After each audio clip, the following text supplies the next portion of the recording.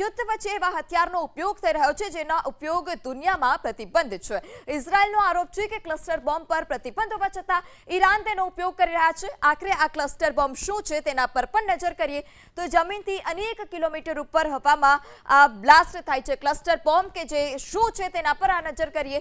Blast થયા બાદ નાના નાના બોમ્બ જમીન પર પડે છે।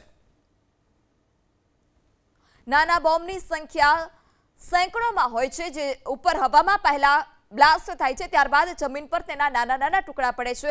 રક્તબીજ બોમ્બ તરીકે પણ આ જે ક્લસ્ટર બીજ છે તે ઓળખાય છે। ક્લસ્ટર બોમ્બ ફિટ કરી મિસાઇલ છોડવામાં આવે છે। ત્યારબાદ આ મિસાઇલ હવામાં બ્લાસ્ટ થાય છે અને જમીન પર જે નાના નાના બોમ્બ હોય છે તે નાના નાના બોમ્બ પડે છે। ક્લસ્ટર બોમ્બ માટે બેલિસ્ટિક અને હાઇપરસોનિક મિસાઇલનો ઉપયોગ કરવામાં આવે છે।